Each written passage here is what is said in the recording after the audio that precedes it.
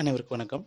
நம்முடைய சேனலில் +2 ஃபிசிக்ஸ் இன்னைக்கு நடந்த பப்ளிக் கொஷின் பேப்பருக்கான சொல்யூஷன் நம்ம டிஸ்கஸ் பண்ண போகிறோம். ஓகேங்களா? ஸோ ஃபர்ஸ்ட் 1 மார்க் கொஷின் நம்ம டிஸ்கஸ் பண்ணலாம். ஸோ 1 மார்க் கொஷின் வந்து ஃபர்ஸ்ட் பார்த்தீங்கன்னா, கால்சைட் படிகத்தில் உள்ள ஒளியியல் அச்சில் அசாதாரண கதிரும் சாதாரண கதிருக்கும் இடையே உள்ள திசைவேகங்களின் விகிதம். ஸோ இதுக்கு வந்து பார்த்தீங்கன்னா ஆன்சர் வந்து 1:1. ஓகேங்களா? ஸோ 1:1 நம்ம வந்து டி ஆப்ஷன் இதுதான் நமக்கான சொல்யூஷன் நமக்கு வந்து கிடைச்சிருக்கு. ஓகேங்களா? ஸோ இது வந்து பார்த்தீங்கன்னா நமக்கு velocity of e divided by velocity of o அப்படின்னு கொடுத்துருப்பாங்க. சரிங்களா? அப்போ 1:1 ரெண்டுமே ஈக்குவலாக இருக்கும். ஸோ சொல்யூஷன் வந்து 1:1 அப்படின்னு சொல்லி கிடைக்கும். ஓகேங்களா? ஸோ செகண்ட் கொஸ்டின் வந்து பார்த்தீங்கன்னா, மின்னோட்டமானது 0.05 செகண்ட் நேரத்தில் +2a -2a மாறினால் சுருளினுள் 8 வோல்ட் மின்னியக்கு விசை தூண்டப்படுகிறது. சரிங்களா? இது வந்து டைமு. சரிங்களா? இது வந்து பார்த்திங்கன்னா ஆம்பியர் கரண்ட் வந்து எவ்வளோன்னு கொடுத்துருக்காங்க. இங்கேருந்து கரண்ட்டு இது வந்து இனிஷியல் ஃபைனல் இது ஒரு கரண்ட்டு. ஓகேங்களா? அடுத்து வந்து வோல்டேஜ் வந்து எவ்வளோ இஎம்எஃப் ப்ரொடியூஸ் ஆகிருக்கு அப்படின்னு கொடுத்துருக்காங்க. ஸோ இதுக்கு வந்து பார்த்திங்கன்னா நமக்கு EMF is equals to -L dI/dt அப்படின்னு கொடுத்துருப்போம். ஸோ இதில் டிஐ சப்ஸ்டியூட் பண்ணிவிட்டு நீங்கள் சொல்யூஷன் சால்வ் பண்ணீங்க அப்படின்னா நமக்கு ஆன்சர் வந்து பார்த்தீங்கன்னா 0.1 ஹென்றி அப்படின்னு கிடைக்கும். ஓகேங்களா? சரிங்க. நெக்ஸ்ட் கொஷின், பின் வருவனவற்றுள் எது மின்காந்த அலையை உருவாக்க பயன்படுகிறது? சரிங்களா? முடுக்குவிக்கப்பட்ட மின் துகள் அப்படின்னு சொல்லி சொல்லுவோம். ஆக்சலரேட்டட் சார்ஜஸ் இதுதான் எலக்ட்ரோ மேக்னெட்டிக் வேவ்ஸ் வந்து ப்ரொடியூஸ் பண்ணும் அப்படின்னு சொல்லி சொல்லுவோம். ஓகேங்களா? So next question, Q மின்னூட்டமும் M நிறையும் மற்றும் R ஆரமும் கொண்ட மின் கடத்தா வளையம் ஒன்று ஒமேகா என்ற சீரான கோண திசைவேகத்தில் சுழற்றப்படுகிறது எனில் காந்த திருப்புத்திறனுக்கும் கோண உந்தத்திற்கும் உள்ள விகிதம் என்ன அப்படின்னு கேட்டிருக்காங்க. சரிங்களா? இதுக்கு வந்து பார்த்தீங்கன்னா Q/2M அப்படின்னு சொல்லி சொல்லுவோம். ஓகேங்களா? ஸோ அதாவது இதுக்கான சொல்யூஷன் டைரக்டா. ஓகேங்களா? ஸோ திசையொப்பு பண்பினை பெற்ற ஐசோட்ரோபிக் ஊடகத்தின் வழியே செல்லும் ஒளியின் வேகம் பின்வரொன்றில் எதனை சார்ந்தது அப்படின்னு கேட்டிருக்காங்க. சரி, நம்ம யூஸ்வலாக என்ன எழுதும், velocity is equals to frequency and lambda அப்படின்னு கொடுத்துருப்போம். சரிங்களா? அப்போ நமக்கு வந்து வெலாசிட்டியும் லேம்டாவும் டைரக்ட்லி ப்ரொபோர்ஷனல் இருக்கும்.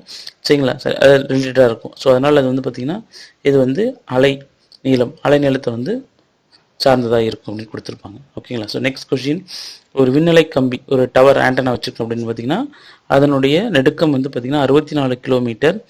சரி, விண்நிலை கம்பியின் உயரம் கேட்டிருக்காங்க. அது ஹெச்சோட வேல்யூ வந்து கேட்டிருக்காங்க. ஹெச் இஸ் ஈக்குவல் டு கண்டுபிடிக்கணும்.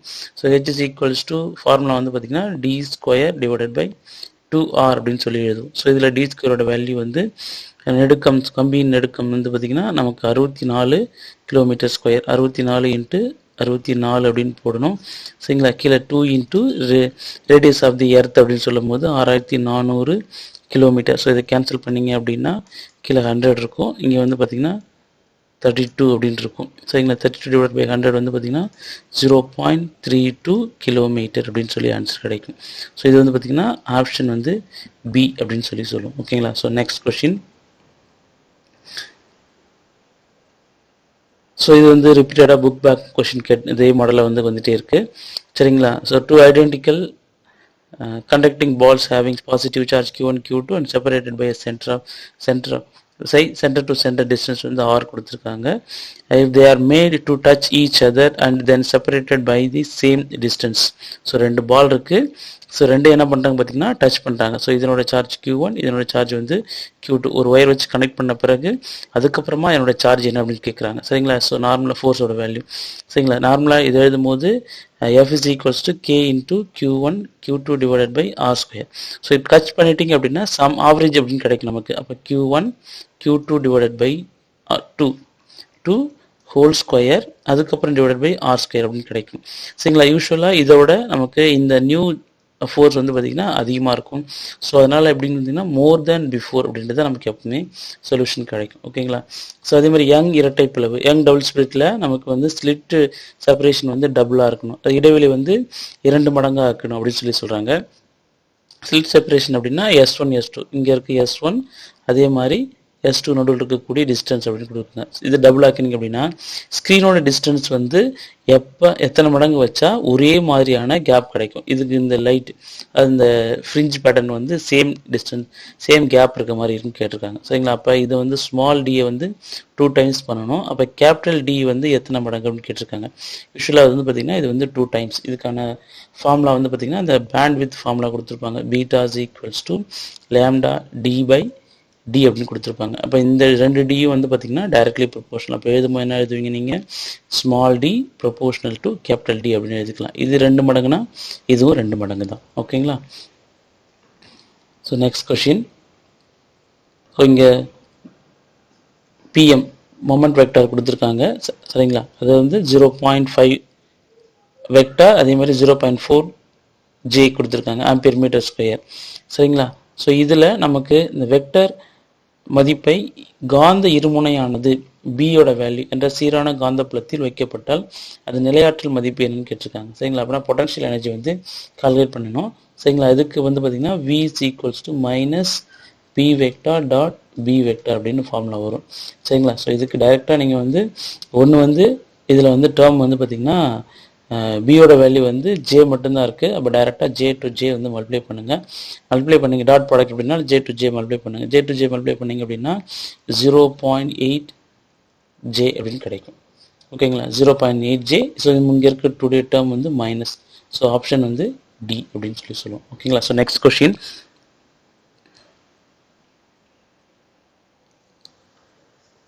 ஸோ லித்தியம் அணுக்கருவின் நிறையானது அதிலுள்ள அனைத்து நியூக்ளியான்களின் மொத்த நிறையை விட 0.042 U குறைவாக உள்ளது எனில் லித்தியம் அணுக்கருவின் ஒரு நியூக்ளியானுக்கான பிணைப்பாற்றல் கேட்டிருக்காங்க. ஒரே ஒரு நியூக்ளியானுக்கான பிணைப்பாற்றல் கேட்டிருக்காங்க. ஸோ இது வந்து பி பை ஏ, இதுதான் ஃபார்முலா. சரிங்களா? பைண்டிங் எனர்ஜி பை ஏ. சரிங்களா? பைண்டிங் எனர்ஜி எழுதணும் அப்படின்னு பார்த்தீங்கன்னா 0.042 into 931 MeV டிவைடட் பை இந்த ஃபார்முலா நமக்கு 7 இதனுடைய அந்த நியூக்ளியான்ஸோட வேல்யூ 7 டிவைட் பண்ணிங்கன்னா சொல்யூஷன் கிடைக்கும். இதுக்கு வந்து பார்த்தீங்கன்னா 5.6 MeV அப்படின்னு சொல்லி சொல்லும். ஓகேங்களா? 5.6 MeV.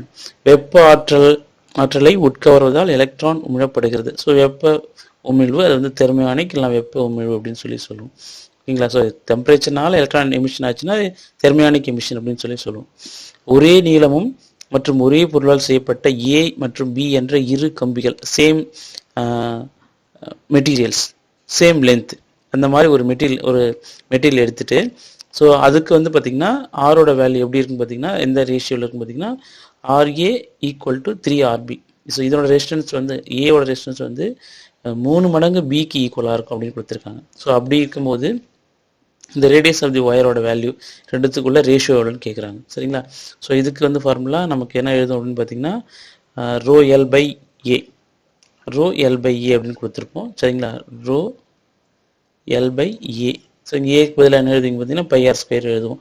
ஸோ ρ L எல்லாமே காமன்.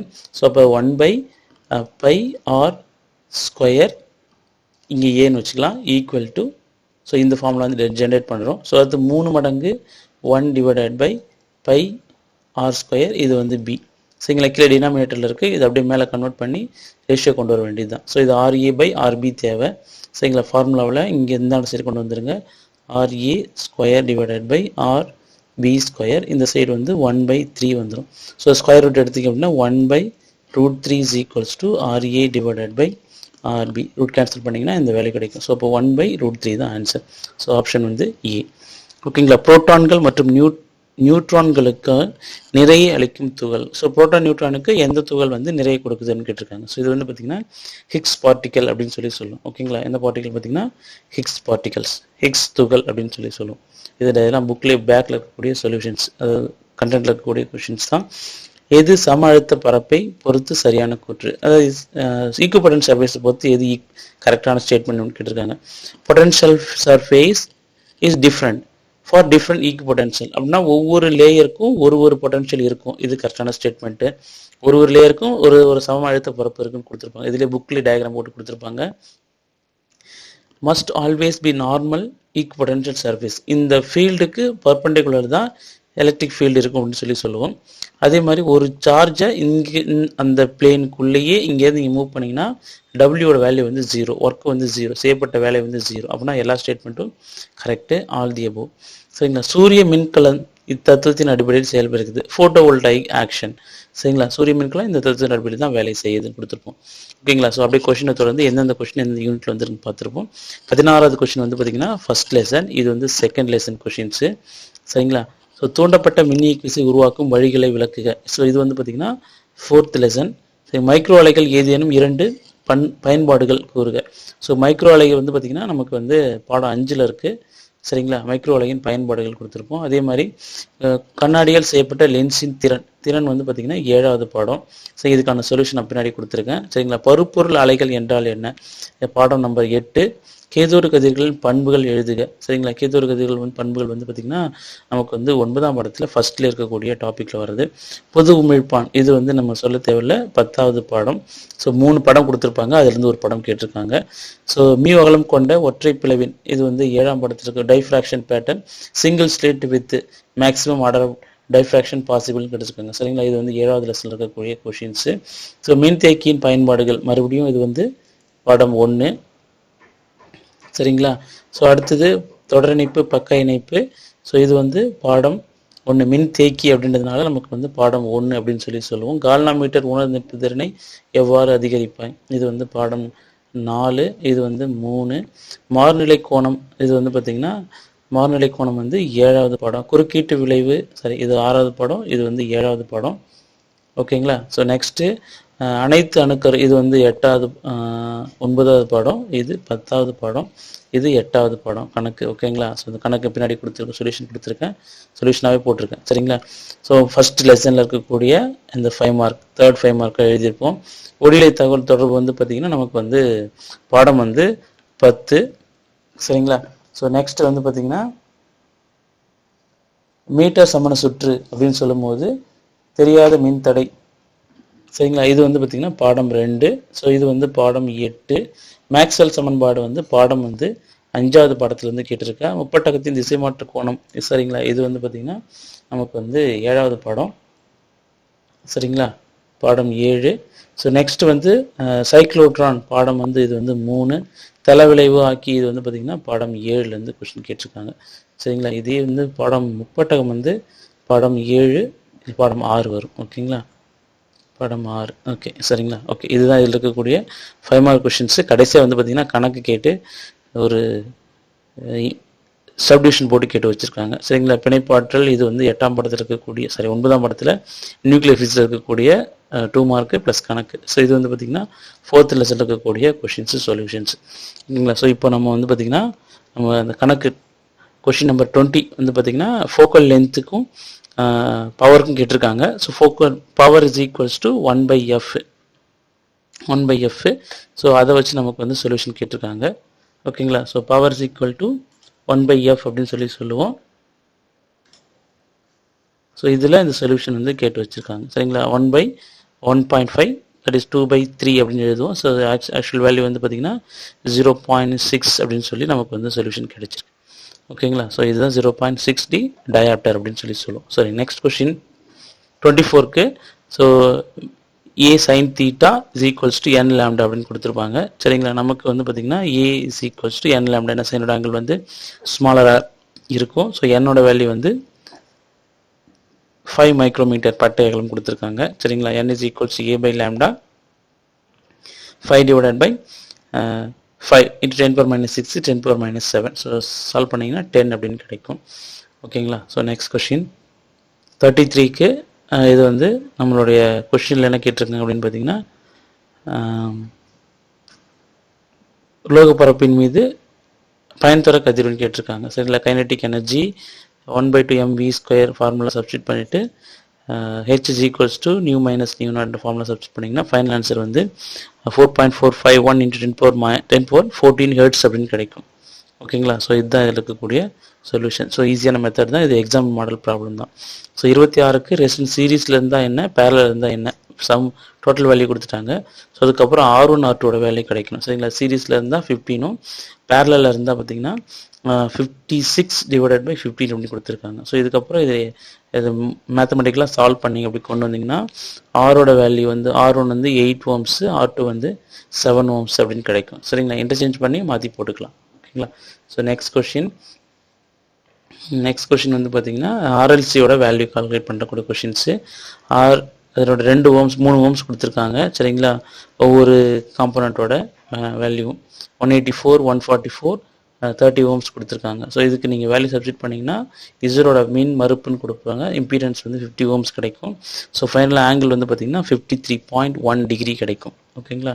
ஸோ அடுத்து 38 லாஸ்ட் கொஷினோட வேல்யூ வந்து பார்த்தீங்கன்னா நமக்கு வந்து அந்த வேல்யூ எதாவதுன்னு பார்த்தீங்கன்னா நமக்கு அந்த மாஸ் டிஃபெக்ட் நிறை குறைபாடோட வேல்யூ கன்குலேட் பண்ணுறதுக்கு கண்டுபிடிச்சிங்கன்னா 0.03043U அப்படின்னு கிடைக்கும். ஸோ இதை நீங்கள் என்ன பண்ணணும் அப்படின்னு பார்த்தீங்கன்னா 931 மல்டிப்ளை பண்ணிங்கன்னா 28.33 MeVன்னு கிடைக்கும். ஓகேங்களா? ஸோ இதுதான் நம்மளுடைய சொல்யூஷன்ஸு. நம்மளுடைய சேனல் சப்ஸ்கிரைப் பண்ணுங்கள். தேங்க்யூ.